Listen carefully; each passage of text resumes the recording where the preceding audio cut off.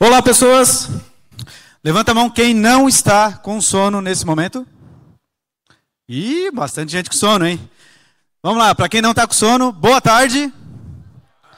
Vamos acordar de novo. Boa tarde. Bom, legal. E boa tarde também para quem está no online. Bom, quero começar, na verdade, agradecendo aos coordenadores da trilha, né?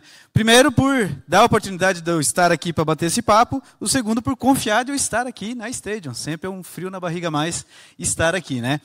Bom, fazendo um jogo rápido com vocês, então, para a gente aquecer, vou fazer algumas perguntinhas. Quem estiver no online pode responder sim, certo? Que daí eu já vou acompanhar aqui também. Primeira pergunta. Quem é que utiliza microservices no dia a dia? Vamos lá, bastante gente. Legal. Quem é que está satisfeito com essa escolha? Quem é que diz, pô, foi a melhor coisa que eu fiz na vida ir para microservices? Vamos lá. Ih, poucas mãos, hein? Vamos lá. E quem questiona essa escolha? Quem não tem bem certeza se fez a opção correta? Vamos lá. Algumas mãos também. Bom, e é por esse motivo, por essa questão de tenho certeza, fiz a escolha certa ou não, então eu trouxe como tema hoje para o nosso papo, microservices, solução ou mais problemas. Uma reflexão realista em busca de maior sustentabilidade. Bom, eu sou Isaac Felisberto de Souza, eu sou engenheiro de software, estou na área há mais de 20 anos, atualmente eu trabalho como consultor em engenharia de software, através do Guia Dev. Quem quiser conhecer um pouco mais, me procura depois aqui do nosso papo. E o nosso roteiro, então, hoje a gente vai passar por evolução no uso de microservices, vitórias e frustrações nesse processo, uma visão realista sobre essa questão, e aí vamos falar um pouquinho sobre rumo à sustentabilidade com microservices. E aí, começando na evolução no uso de microservices, basicamente, ele se popularizou há quase uma década. Então, quando a gente olha para a história, aí basicamente foi ali em 2013, 2014, 2015, que a gente começou realmente a ter uma popularização com relação a isso. A arquitetura distribuída, obviamente, ela é bem anterior a isso, mas o termo microservice, a composição, como lidar com microservices, foi mais ou menos nesse período que começou a se consolidar. Um exemplo disso é no TDC, a primeira palestra onde surgiu isso foi em 2014. E pela minha pesquisa ali, inclusive, a primeira pessoa a falar sobre isso foi o Edson Yanaga, que estava aqui agora, que falou sobre microservices no TDC Floripa, segundo a minha pesquisa, catando lá nas edições anteriores. Em 2015, a gente começou a ter uma trilha específica focando em microservices. Tanto vê que também quase uma década com o TDC acompanhando isso tudo.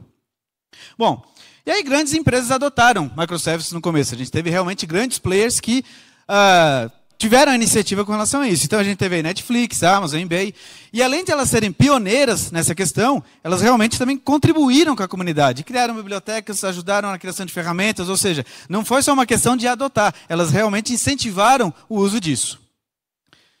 E aí ferramentas surgiram, outras se adaptaram. O fato é que realmente microservices mexeu com o mercado. A gente teve todo um mercado que se movimentou em cima disso. Então a gente começou a ter ferramentas de orquestração, de comunicação, gerenciamento, configuração, monitoramento, observabilidade, ou seja, várias ferramentas foram surgindo ou se adaptando para lidar com essa arquitetura. Então não foi uma arquitetura que simplesmente surgiu como várias outras que a gente teve. Ela de fato mexeu com o mercado se mobilizou para adotar isso.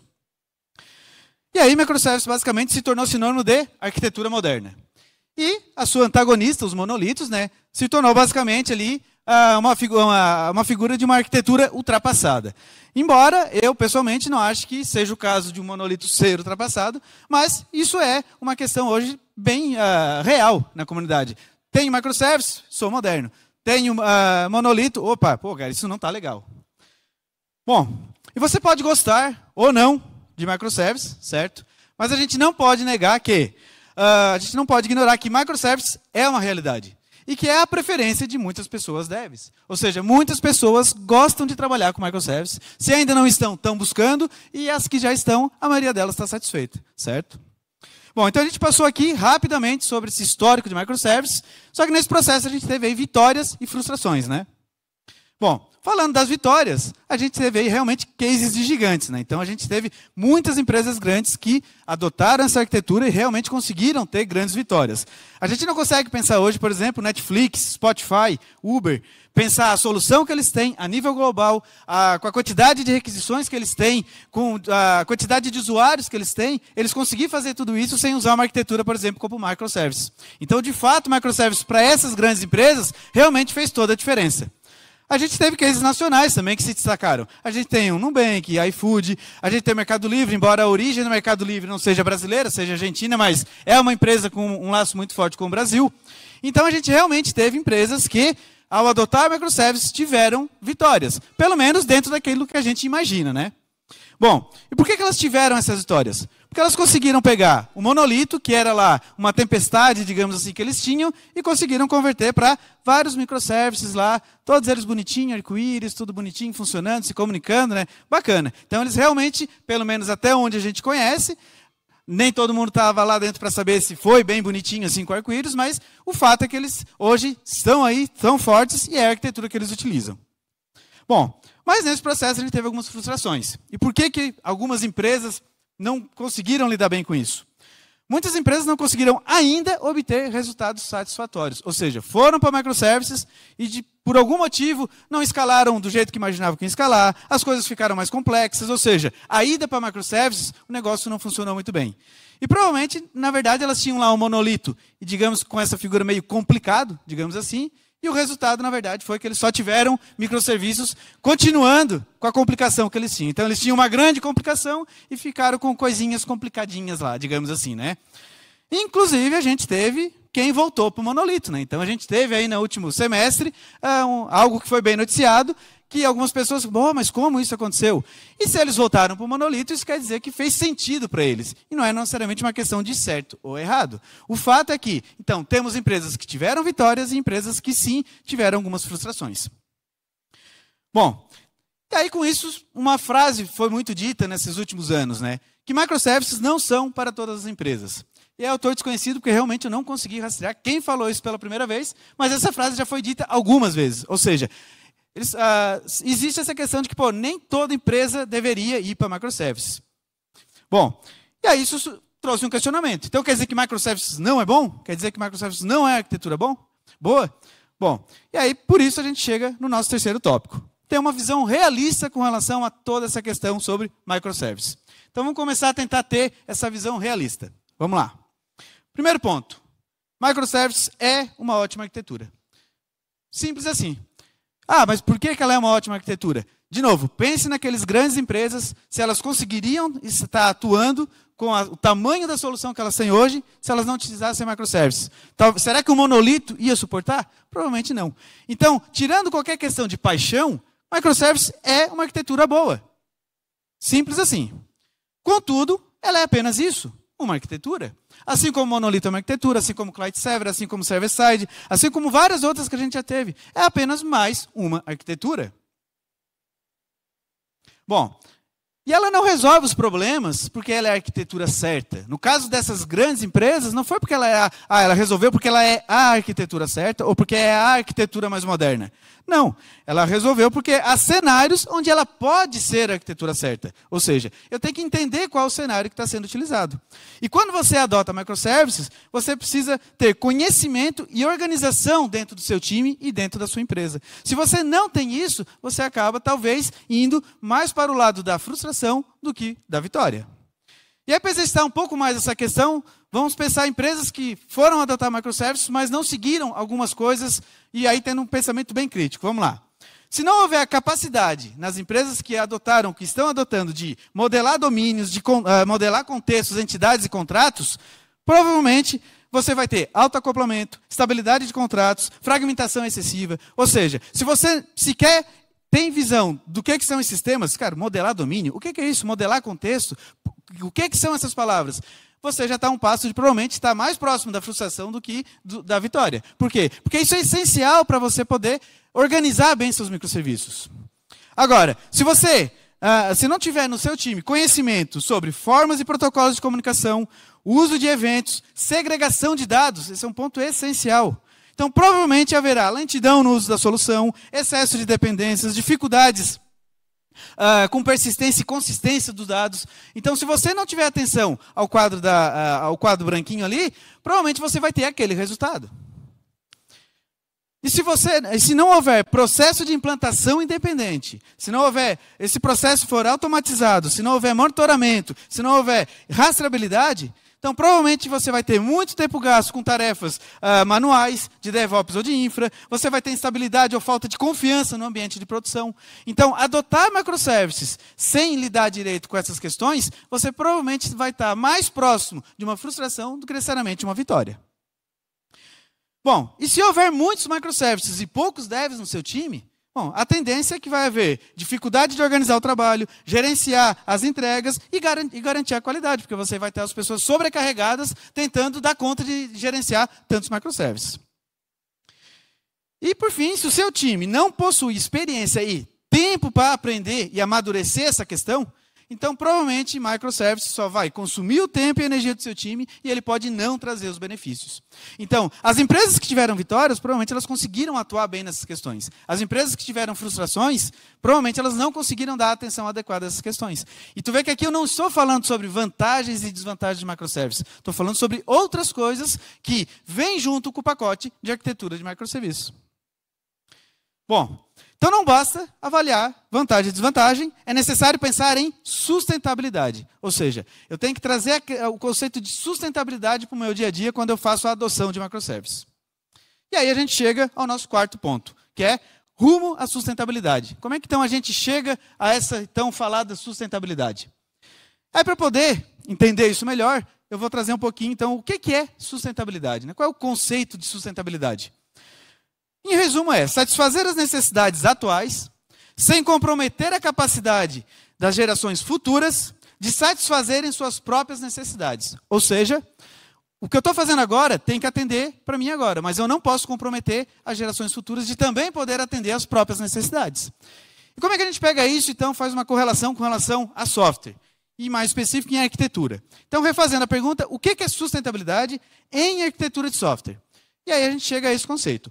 Arquitetura que satisfaz as necessidades atuais, sem comprometer a capacidade de profissionais futuros de satisfazer novas necessidades. Ou seja, eu faço escolhas agora para a minha arquitetura, para atender o agora, ok, mas as minhas escolhas elas não podem comprometer a capacidade de novos profissionais também satisfazerem as suas necessidades. E o conceito aqui parece semelhante, mas tem um ponto que tem diferença. Quando a gente fala de sustentabilidade de forma geral, a gente está falando de próximas gerações. Quando a gente fala de sustentabilidade em arquitetura de software, ou até em código-fonte, a gente está falando dos próximos profissionais. E onde estão esses próximos profissionais? É a próxima geração? Não. Pode ser o dev amanhã que vai pegar meu código. Pode ser o dev amanhã que está entrando no meu time e vai querer trabalhar naquilo. E aí a pergunta é, ele vai conseguir trabalhar? Vai ter uma condição boa de ele poder fazer novas coisas? Ou será que o cenário vai estar caótico a ponto de ele não conseguir implementar novas coisas? Então, esse conceito de sustentabilidade é importante a gente trazer para esse processo de adoção dos microservices.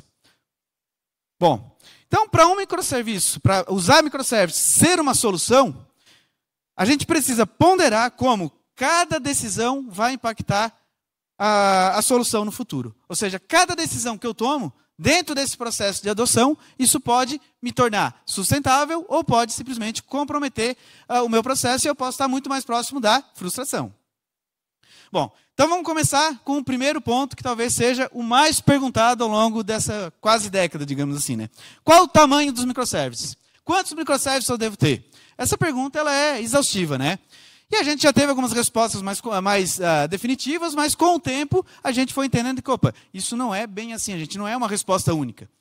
E aí a gente entendeu também que isso não é uma questão de competição com quem tem mais microservices. Em dado momento a gente tinha, a minha empresa tem uma solução com 50 microservices. A minha tem 200, a minha tem 500, nossa, a minha tem 1000. Oh, que legal.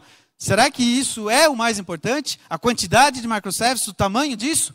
Não. A gente entendeu que, na verdade, isso não é o ponto mais relevante. A questão é fragmentar conforme a sua necessidade. Então, você não vai ter necessariamente 200 microservices, todos eles com o mesmo tamanho, com a mesma característica. Você talvez possa ter microservices que não sejam macro, Ou seja, são serviços um pouco maior, talvez você tenha alguns que sejam talvez até nano serviços. Ou seja, você vai ter diferentes tamanhos, mas de acordo com uma série de questões. O primeiro ponto é usar o modelo de domínio, e aí entra o DDD, para determinar essa fragmentação. Se você não traz a visão de DDD para junto do momento de fragmentar os seus serviços, provavelmente você vai acabar fragmentando ou em excesso ou talvez não. Então, se você hoje não usa o DDD, cara, esse é um ponto de atenção. Então, você tem que trazer DDD para o seu dia a dia. E o DDD, inclusive, ele foi até muito deixado de lado quando a gente trabalhava com o próprio monolito. Quando a gente começou a trabalhar com microservices, aí ele caiu quase no esquecimento. Mas hoje, se a gente olha, inclusive, tem muitas empresas que têm afirmado. É importante olhar para o modelo do domínio. É importante entender quais são os seus contextos, quais são as suas entidades. Os contextos são os primeiros candidatos a serem serviços. E o tamanho do contexto pode variar. Eu posso ter contexto que tem 10 entidades, 20 entidades ou uma entidade. Agora, você não pode separar um contexto que talvez esteja fortemente amarrado. Então, esse é o primeiro ponto quando a gente traz a questão de DDD. Inclusive, a Uber, se eu não me engano, trouxe a questão do DOMA, que é justamente você trabalhar com um microserviço orientado a domínios. Bom, além disso, avalie o tamanho do seu time e com quantos microservices ele poderá trabalhar e gerenciar. De novo, eu tenho um time de 5 pessoas. Vou criar 200 microservices. Será que o time vai conseguir gerenciar isso? Será que vai ser sustentável ele gerenciar isso? Porque se eu não criar uma situação sustentável, não adianta eu ter um excesso de fragmentação, mas o time não dá conta de fazer aquilo. Então o time precisa. Eu tenho que entender a capacidade do meu time, com quantos microservices o meu time consegue trabalhar. E além disso, avaliar o custo de cada microservice em produção. Ou seja, tem um custo para a gente botar isso lá a rodar. Ah, cara, eu vou fazer uma arquitetura aqui altamente fragmentada, vai ficar show. Vai ter 100 microservices, eu vou criar 100 instâncias em um ambiente. A empresa vai conseguir manter o custo disso? Porque se eu não conseguir manter o custo disso, de novo, eu estou comprometendo a capacidade de criar novas coisas e executar a minha solução em produção. Então, isso acaba não sendo sustentável. Então, para eu estar rumo à sustentabilidade, eu preciso, antes de começar a fazer isso, avaliar essa questão de custo. Bom, chegamos a um outro ponto aqui. Como vai ser a comunicação entre os meus microserviços? Eu pensando nessa questão de sustentabilidade. Será que todos os serviços vão se conversar com todos? Será que eu vou ter? Será que eu sei a quantidade de requisições que eu vou ter? Será que eu tenho a noção do tamanho dos pacotes que vão trafegar? Como é que é o desenho final da minha arquitetura de microservices? Se for um desenho parecido com isso, você provavelmente vai ter um problema. Porque aqui você vai ter todos os serviços conversando com todos eles, você não vai ter gerenciabilidade adequada disso, você vai ter uma alta dependência, isso pode dar vários problemas. E aqui você vai começar a ter um excesso de requisições entre eles. E se você tiver um excesso de requisições, provavelmente você vai ter excesso de fragmentação ou um alto acoplamento entre todos esses serviços. Então aqui vem uma boa prática que talvez fosse quase um crime falar isso um tempo atrás. Mas hoje, se você for um pouco consciente, ela já é aceitável. Que é o quê? Reagrupe microserviços que são próximos. Eu fragmentei em vários microservices e comecei a ter aquele desenho. Ou seja, eu estou com excesso de fragmentação. E aí vamos pegar um exemplo. Eu tenho pedidos e item de pedidos. Se eu olho para o meu modelo de domínio, faz sentido eu ter um pedido sem itens? Faz sentido eu olhar para itens sem olhar para pedido? Se eu tiver um serviço, um microserviço, para pedido e outro para itens de pedido separadamente, e eu começar a ter que um consumir o outro, eu vou ter um excesso de requisições, eu fragmentei algo que talvez não estivesse, que está fragmentado. E se eu já fiz isso, e eu quero resolver o meu problema, talvez não é necessário eu criar cada vez mais a infraestrutura, criar cada vez mais soluções para lidar com esses dois caras separados. Eu posso simplesmente reagrupar eles. Isso não é um crime. Bom, e se você chegar a um certo tamanho, adote Event Driven. Ou seja, a evolução natural com microservices é você chegar à arquitetura orientada a eventos. Se você tem um conjunto grande de microserviços, você vai acabar tendo que lidar com o evento entre eles, para diminuir justamente esse conjunto de requisições que acontece entre eles. Então, acaba sendo uma coisa natural.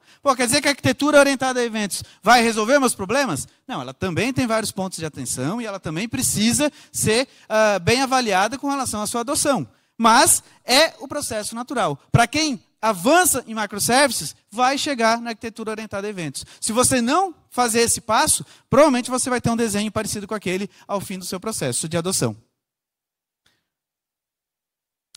Bom, e como é que vai ser o processo de implantação dos seus microserviços se você não pensar em questão de sustentabilidade? Será que a implantação vai ser com atividades manuais? Será que eu vou ter dependência entre os meus microserviços? Ah, eu vou botar o A, mas para atualizar o A eu tenho que também botar o B, também tenho que botar o C, então eu vou fazer uma entrega com esses três juntos. Será que a gente vai ter esse tipo de desenho aqui? Alguém manualmente pegando lá um conjunto de microservices e atualiza tudo manual, aqueles conjunto ali? Isso não é sustentável, né? Se a gente for nessa linha, microservices provavelmente vai gerar frustração. Então, o primeiro ponto é, implantações devem ser independentes.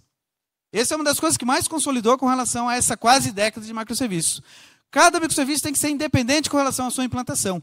E aí, existem N estratégias para você fazer isso. Com relação a manter compatibilidade entre APIs, com relação a ferramentas de você conseguir subir um microservice sem necessariamente ter que depender de outro.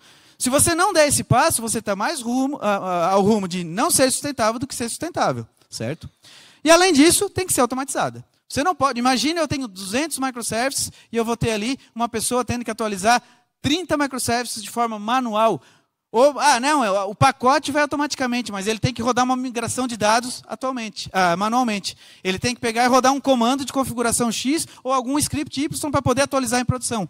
Não dá para trabalhar, escalar com microservices se você não tiver independência da implantação e se você não tiver automatização nesses processos. E, por fim, mantenha a compatibilidade entre os microserviços, certo? E aqui a dica é, use Fit Toggle. Ou seja, com Fit Toggle você consegue controlar a ida de microservices para a produção e você habilita o quando que aquele código novo vai ser exercitado ou não. Se você não usa isso, dá para trabalhar em produção assim? Dá. Mas você vai ter vários problemas. Certo? Então, pensar em compatibilidade de APIs, não sair quebrando contrato, não sair removendo atributos de um contrato, tudo isso são coisas que você vai ter que trazer para o seu dia a dia, para poder ter um ambiente sustentável. Porque se você não tiver isso, em algum momento, os próximos profissionais não vão conseguir mais trabalhar no dia a dia com aquela arquitetura. Bom, e como é que o seu time vai atuar com problemas em produção? Ou seja, subir todos os microservices, eu vou começar a ter algumas situações lá, né? Bom, o que vai acontecer quando eu tiver um erro? O que vai acontecer quando um serviço cair? Porque quando a gente tem vários microservices em produção, se um cair, a tendência é que aqueles serviços que estavam em volta, que tinham uma dependência, eles talvez parem de funcionar. Como é que você vai lidar com isso? Se você não usar um ferramental e estratégias adequadas, isso se torna muito insustentável. Esse ponto não é simplesmente insustentável, se torna muito insustentável. Quanto mais microservices você tiver, mais insustentável vai ficar a situação. Talvez seu time pare de ter tempo para desenvolver e fique focado só em manter a produção. Então, com relação a esses pontos, o primeiro ponto é, centralize os logs. Tem N ferramentas que possibilitam fazer isso hoje. Então, centralize os logs. Simples assim. Ah, mas eu não consigo. Você tem que achar uma maneira de centralizar os logs. Não tem como você trabalhar com dezenas ou centenas de microservices e você não olhar de forma centralizada onde é que estão esses logs. Além disso, correlacione a comunicação entre os microservices. Teve uma chamada no microserviço A, e aí essa requisição acabou em cima do serviço A, chamou o B, que chamou o C, que chamou o D. Você tem que ter uma correlação dessas chamadas. Então, tem várias estratégias que também ajudam. Ter um ID de correlação entre as chamadas é o que normalmente é utilizado, e isso é essencial para que, ao olhar os logs, você consiga entender, opa, aquela chamada inicial originou essa aqui, que originou aquela outra, que originou aquela outra. Se você não tiver isso, você vai ter grandes problemas em manter isso tudo em produção. Bom, tem escala automática. Pô, vou para microservices porque eu quero ser escalável, bacana. Aí você não configura escala automática. Aí você tem 200 microservices, aí você tem 5 que começam a ter um alto consumo e simplesmente eles caem. Então, para que você foi para microservices? Não era para ter escala? Então, você precisa ter autoescala configurável. Ah, eu vou escalar em função de consumo de memória, número de requisições. Bom, aí é uma questão de você avaliar. Tem N formas de configurar isso. O que você não pode é não ter isso configurado. Porque no momento que realmente a sua solução for acessada com um volume maior, você vai estar exposto a simplesmente cair tudo. Então, você precisa ter autoescala configurada. Adote Circuit Breaker. E isso é só uma das estratégias com relação a lidar com erros. Mas o ponto é, o microserviço caiu, como que os outros vão atuar? Eles precisam conseguir se manter em funcionamento. Aí tem várias formas de poder lidar com essa questão quando um serviço cai. O ponto é que você tem que trazer alguma estratégia desse tipo. Você não pode simplesmente, se um serviço caiu, os outros caem e, por consequência, vai caindo todo mundo. Você tem que conseguir manter a solução no ar. E invista em ferramentas de apoio. Lembra que lá no começo eu falei que o mercado se mobilizou em cima de microservices para criar ferramental. A gente tem muita ferramenta hoje. Não faz sentido a gente ficar gastando tempo implementando soluções caseiras, que às vezes tiram o nosso foco para coisas que não são do nosso business, em vez de a gente usar as ferramentas de apoio. Ah, mas algumas ferramentas são caras. Sim, mas se você está escalando, se você tem uma solução que realmente está ganhando um tamanho a ponto de você ter dezenas, centenas de microservices, será que não vale a pena pagar essas ferramentas para você ter uma vida sustentável com relação a tudo isso? Então, use ferramentas de apoio. Não se prive dessa questão. Ah, eu vou fazer soluções caseiras? Pode funcionar, mas vai gastar muito tempo do seu time. Bom, e como é que o time vai estar organizado para trabalhar em função disso tudo? Beleza, adotei microservices, como é que a galera vai reagir a isso? Todo mundo vai mexer em todos os microserviços? Então eu tenho lá várias pessoas, todo mundo mexe tudo? Se for nisso, nesse modelo, provavelmente você vai ter problemas. E aí o primeiro ponto é, organize os times a partir da visão de domínio e contexto. De novo aqui entra a questão de DDD. Tivemos ontem, inclusive, uma palestra sobre essa questão de usar DDD na composição dos times. Porque os times vão estar focados não em todos os microserviços. Você vai ter microserviços focados em partes do seu negócio. E você vai ter pessoas focadas nesses microserviços, elas vão ficar especialistas naquela parte do negócio. E se você tiver um contexto que tem mais entidades, ele vai ser um contexto provavelmente que requer mais atenção e talvez ele tenha mais pessoas. E um serviço que talvez seja bem pequenininho, talvez ele tenha menos pessoas. O ponto é, você não pode simplesmente deixar todo mundo mexendo do jeito que dá. Você tenta orientar tudo isso na visão dos domínios que você tem e dos contextos que você tem. Adote DevOps e tenha pessoas com conhecimento de infraoperação. E quando eu falo DevOps, sim, é o chapeuzinho de DevOps, mas é também a cultura DevOps. Todas as pessoas que estão trabalhando com essa arquitetura, elas vão ter que ter, sim, um conhecimento do que é a cultura DevOps e de como lidar com isso no dia a dia. E as pessoas que vão estar com o chapéu DevOps, que inevitavelmente isso virou um papel, virou um cargo, a gente não consegue mais desfazer essa questão no mercado, ela existe. Essas pessoas elas têm que ter um conhecimento sobre infra e operação, porque só os desenvolvedores mantendo tudo isso, não vai rolar. Não vai ser sustentável. Você tem que ter pessoas com conhecimento para poder, no momento que acontece alguma coisa, essa pessoa auxiliar os desenvolvedores, auxiliar em N questões que vão surgir. E por fim, tenha pessoas focadas no todo. Ah, eu vou ter ali pessoas focadas em partes específicas e microserviços específicos? Sim, legal. Mas você vai ter N microserviços, então você tem que ter pessoas olhando para o todo. Vão ser pessoas arquitetas de software, engenheiras de software, pessoas que vão conseguir olhar para o todo e entender que, opa, estamos saindo fora da curva aqui. Opa, essa arquitetura aqui está ficando problemático. Aqui não está ficando mais sustentável. Ou seja, você precisa ter pessoas com esse foco, com essa visão do todo, certo? Bom, os pontos apresentados, eles não são novidades, tá? Mas são onde a maioria dos times tem falhado. Então, quando a gente fala essa questão da diferença de vitórias e da diferença de quem teve frustração, provavelmente as vitórias, as empresas que tiveram vitórias, elas conseguiram lidar bem com essas questões. Elas conseguiram atuar em cima disso. As empresas que acabaram não tendo um sucesso, pelo menos ainda, é porque elas acabaram não trabalhando bem com toda aquela parte ali. Bom, então microservices, ser a solução, não envolve apenas ela ser uma arquitetura boa, ela ser moderna, ou sobre as vantagens que ela traz. Envolve você estar atento a essas questões de sustentabilidade no seu dia a dia. Situações que vão além das próprias vantagens da arquitetura, mas que vão tornar o teu dia a dia sustentável ou não.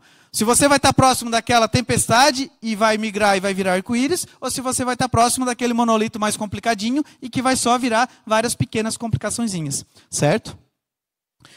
Por fim, adotar microservices. Ao longo dessa década, a gente percebeu que adotar microservices não é só sobre dividir em pequenos serviços e escalar.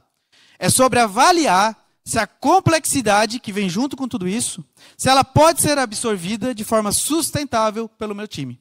Se o meu time não conseguir absorver isso, não interessa se o meu time é pequeno, se o meu time é grande, se eu não conseguir absorver a complexidade, eu vou estar muito mais próximo da frustração do que necessariamente da vitória. E por fim, dica de leitura, e essa é bem bacana, porque levanta a mão, quem leu esse livro aqui, que foi lançado em 2015? Build Microservices, poucas pessoas. Esse livro foi bem importante na época. E a primeira edição dele foi lançada em 2015. E em 2021 a gente teve uma nova edição. Quem já leu a nova edição? Ó, poucas pessoas.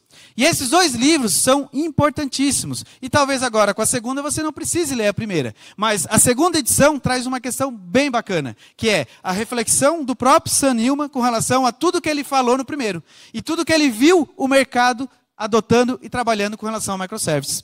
Então, boa parte dessa reflexão que eu trouxe hoje aqui, se vocês lerem esse livro, vocês vão ver em muito mais detalhe com relação a todas essas questões e como trabalhar com isso.